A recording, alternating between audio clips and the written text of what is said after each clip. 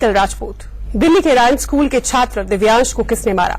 ये सवाल इसलिए क्योंकि दिव्यांश के मां बाप से लेकर दिल्ली के डेप्यूटी सीएम तक साजिश और हत्या का शक जता रहे हैं। अब तक की तहकीकात में कई ऐसी बातें सामने आई हैं जिससे मर्डर के आरोप सही लगने लगे हैं। मां बाप की गुहार पर दिल्ली सरकार ने आज सीबीआई से जांच कराने की बात भी कह दी है, लेकिन सवाल यह है कि आखिर दिव्यांश के साथ हुआ क्या, और अगर उसकी हत्या हुई तो कातिल कौन है, और आखिर उसने 6 साल के दिव्यांश को क्यों मारा?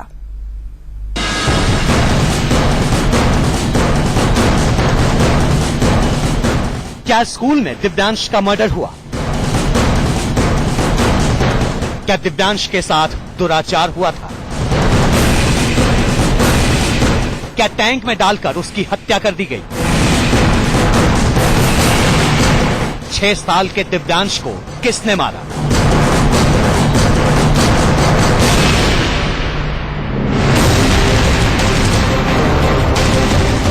इन तमाम सवालों के जवाब शायद तभी मिलेंगे जब इस मामले की पड़ताल सीबीआई करेगी। यही वजह है कि दिव्यांश के मम्मी पापा शुरू से ही सीबीआई जांच की मांग कर रहे हैं, और इसी मांग को लेकर आज वो दिल्ली के बाल विकास मंत्री से भी मिले।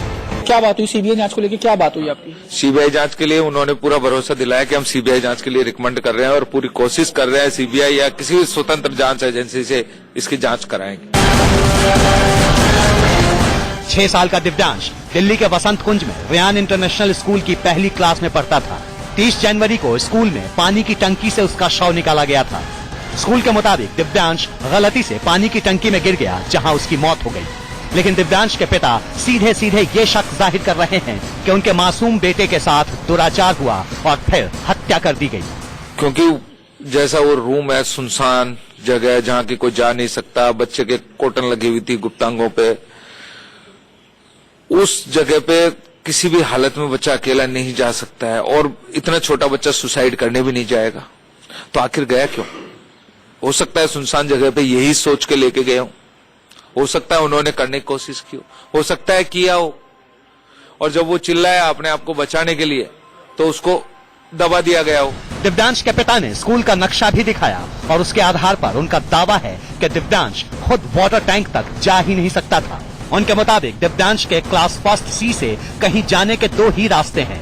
एक प्रिंसिपल के कमरे के सामने से जाता है और दूसरा एम्फी थिएटर से होकर। एम्फी थिएटर के बाद एक बड़ा कमरा है।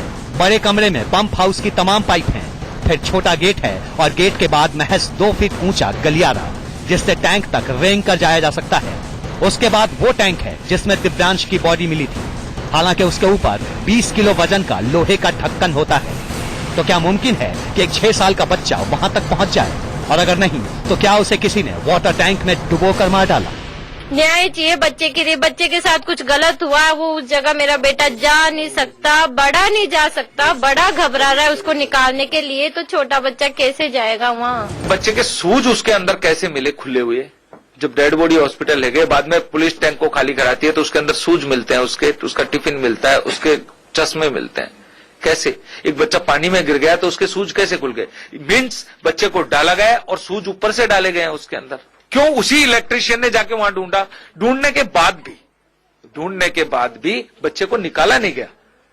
आधे घंटे तक पूरा स्कूल डिस्कस कर रहा है कि आखिर इसमें कौन उतर के कौन निकालेगा। एसडीएम की जांच में जो कुछ सामने आया है उससे साफ साफ लग रहा है कि दिव्यांश की मौत के पीछे कोई बड़ी साजिश है। हो न हो दिव्यांश का मर्डर किया गया है और हत्यारा स्कूल में ही है।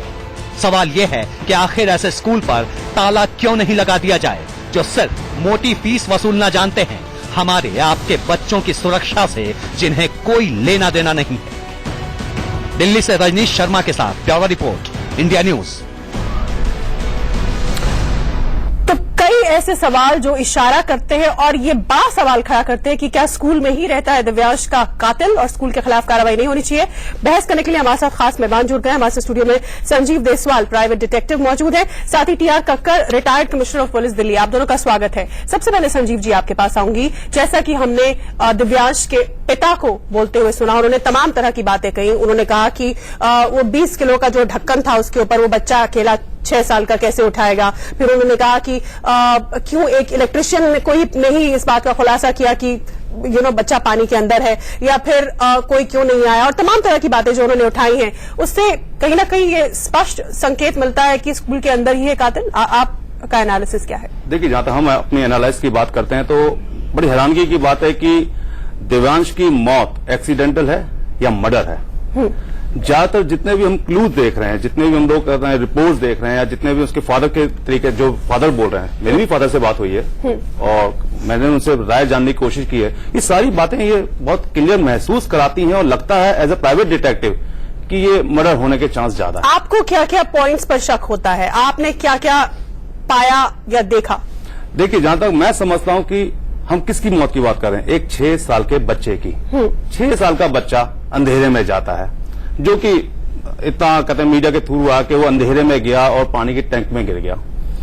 पानी का टैंक वहां पे सिर्फ फायर फाइटिंग के लिए बनाया गया था। उसके पास पहुंचने के लिए 2 कमरे पार करने पड़ते हैं। 2 कमरों में, एक कमरे के अंदर उसी फायर फाइटिंग का जो सामान है, वहां पे काफी सारी कहते हैं तारें पड़ी हैं। उस चीज को पार करना 6 साल के बच्चे के लिए बिना किसी वजह के, क्योंकि कोई वजह नहीं है।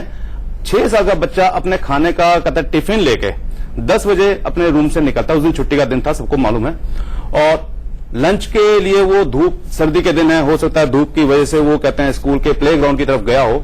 मुझे बार-बार ऐसा लग रहा है कि प्ले ग्राउंड की तरफ बच्चे ने लंच के लिए गया, वहां पे उसे किसी ने, हो सकता है कोई 4th क्लास का या 4th क्लास का कोई कहते हैं एम्प्लॉय हो, जिसने उस बच्चे को बहकाया हो कि बेटे आओ तुम्हें मैं कुछ दिखाता हूं। कोई, मुझे, हम लोग एक इन्वेस्टिगेटर की तरह नहीं बोल सकते कि क्या हुआ होगा, ये तो वक्त बताएगा। हो सकता है उस बच्चे को वहां ले जाया गया हो, उसके साथ कोई मिस हैपनिंग या कोई कहते हैं उसके साथ कोई जबरदस्ती करने की कोशिश की गई हो। उसके पिता बार बार कह भी रहे और उनको ऐसे सबूत भी मिले हैं। और अगर जबरदस्ती करने की कोशिश की गई हो, बच्चा काफी एक्टिव था। उसके फादर के भी ये बयान है और फादर ने मुझे भी यही बताया कि काफी हमारा बच्चा एक्टिव था, बच्चा काफी स्मार्ट था। इवन स्कूल के प्रिंसिपल और स्कूल के जो स्टाफ है, टीचर स्टाफ है, वो भी ये बोल रहे हैं कि बच्चा काफी एक्टिव था। मुझे अभी पता चला है कि बच्चा स्विमिंग भी सीख रहा था वहीं पर 1 साल से। सेप्टिक टैंक जिन्होंने बनाया है उन लोगों से भी मेरी बात हुई है, उन्होंने बताया कि वहां पे 3 सेप्टिक टैंक नहीं, वाटर टैंक है। हाँ, वाटर टैंक। 3 वाटर टैंक हैं। 3 वाटर टैंक की जो अंदर हाइट है वो मात्र 4 साढ़े 4 फुट के आसपास है अप्रोक्सीमेटली। बच्चे की हाइट है 3 फुट के आसपास। बच्चा स्विमिंग सीख रहा है 1 साल से। नहीं, और सबसे पहले सवाल तो ये कि वो उस टैंक का, वाटर टैंक का जो 20 किलो का ढक्कन है, वो बच्चा कैसे हटाएगा? देखिए, इसमें कोई दो राय नहीं है कि वो किसी ने पहले ही उठा के रखा हुआ था। हो सकता है, बहुत सी वजह हो सकती है, उस वजह को तो इन्वेस्टिगेशन के बाद ही समझा जाएगा कि वो क्यों उठाया गया, क्योंकि बच्चा तो नहीं उठा सकता, इसमें कोई दो राय नहीं है। 6 साल के बच्चे का खुद का अपना वजन 10-15 किलो है, वो 20-30 किलो का इतना वजनी पत्थर तो नहीं उठा पाएगा, इसमें कोई दो राय होनी भी नहीं चाहिए।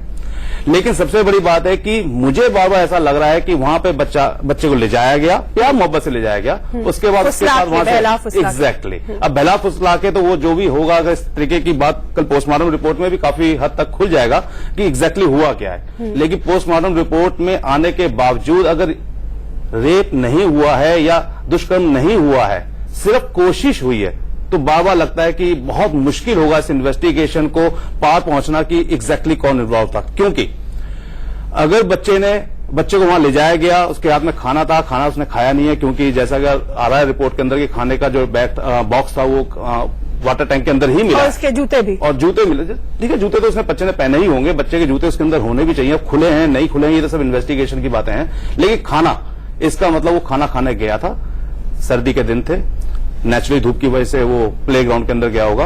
बच्चे बहुत ज्यादा स्कूल में नहीं आए हुए थे, कुछ स्पेशल एक्टिविटी के लिए उस बच्चे को बुलाया गया था, वो बच्चा उस एक्टिविटी की वजह से वहां पे गया था। तो बच्चे ज्यादा नहीं थे, बच्चा लंच ब्रेकफास्ट करने के लिए अगर धूप में जाता है, वहां से उसे कोई किसी तरीके से बहला फुसलाकर ले जाता है, और वहां पे 3 कमरे हैं जहां पे कोई आसपास नहीं है, वहां पे किसी बच्चे की कोई ऐसी एक्टिविटी नहीं है कि बच्चे को वहां जाना चाहिए। बच्चा अकेला कभी नहीं जाएगा, बच्चे अंधेरे से डरते हैं। 6 साल का बच्चा 2-2 कमरे पार करके, तारें और इधर उधर का कवाड़ जो उस जगह पे पड़ा हुआ, सबको पार करके, उस सबको पार करके उसके अंदर झांकेगा, झांकने के बाद उसके अंदर गिरेगा, गिरने के बाद अपने खाने का डब्बा लेके भी गिरेगा, और साथ में वो बच्चा जो तैरना जानता है, जो बच्चा स्विमिंग कर रहा है, जो बच्चा एक्टिव है, माता पिता के भी अपने बयान है और स्कूल के स्टाफ के भी अपने बयान है कि वो बच्चा काफी एक्टिव है। इतना एक्टिव बच्चा अगर 4 फुट के टैंक के अंदर गिर जाता है, अंदर पाइप्स हैं, ये मुझे बताया गया है कि अंदर पाइप्स हैं। ये बच्चे के फादर ने भी बताया है और जो लोगों ने उसे बनाया उनसे भी मेरी बात हुई है, तो वहां अंदर पाइप्स हैं। उस पाइप के द्वारा वो पकड़ के मतलब एक्टिव है। बिल्कुल ठीक है, आपके पास फिर आती हूँ। बोल सकता हूं। कक्कड़ साहब के पास चलती हूँ, रिटायर्ड कमिश्नर दिल्ली पुलिस के। कक्कड़ साहब, आप की सोच क्या कहती है? क्या ये सारी बातें जो बच्चे के माता पिता कह रहे हैं या जो चीजें आम कॉमन सेंस से समझ में आती हैं, उससे ऐसा नहीं लगता कि उसका कातिल कहीं स्कूल में ही हो सकता है और ये मर्डर की तरफ संकेत करते हैं ये सारे सबूत और सारे संकेत? आप क्या कहेंगे?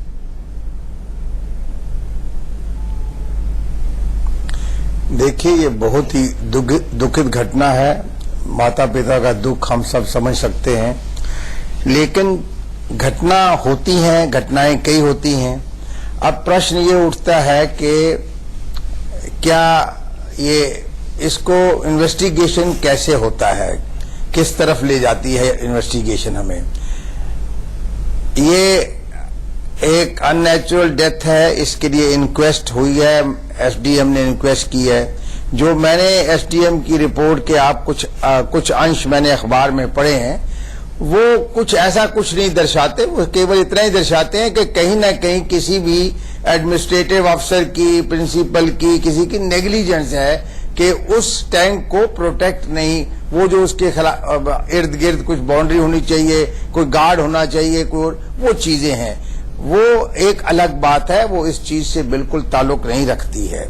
दूसरी चीज यह है कि पोस्टमार्टम हो रहा है, दो टीमें हैं, वो पोस्टमार्टम रिपोर्ट बताएगी कि जो पिता जो लड़के के दुष्कर्म की कह रहे हैं कि हुआ है, वो सब चीजें सामने आएंगी।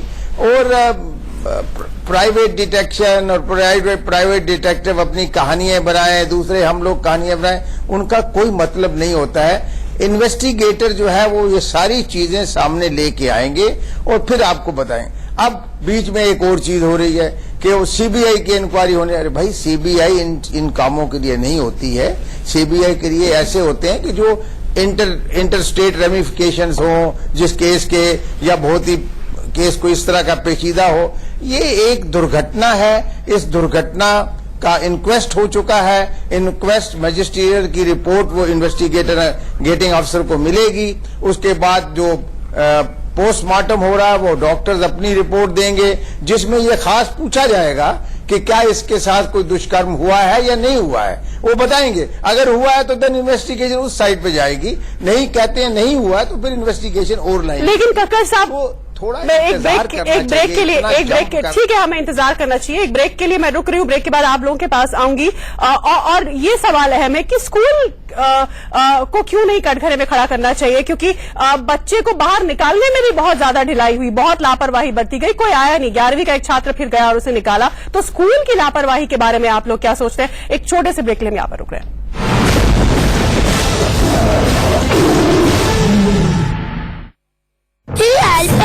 बड़ी हो गई और यम्मी भी।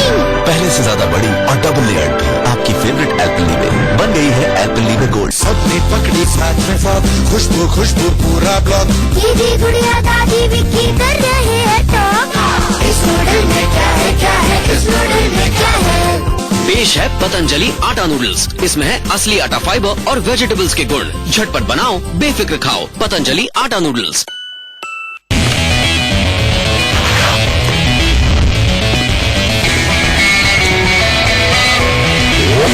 Feel the Josh. Feel the Josh. Feel the Josh. Feel the Josh. आ गया है नया bold Maestro Edge. Feel the Josh. Nikki बेटा, जरा पानी लाना।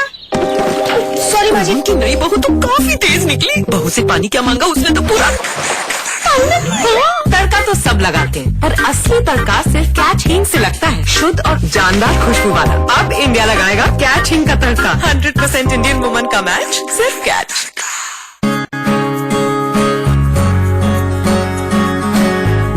कदमों में लेकर रस्मों की डोर पकड़ के धड़कनों से यूं लड़कर जिंदगी को ऐसे पर्वतों की चोटियों पर आसमां पे टच अपना हो।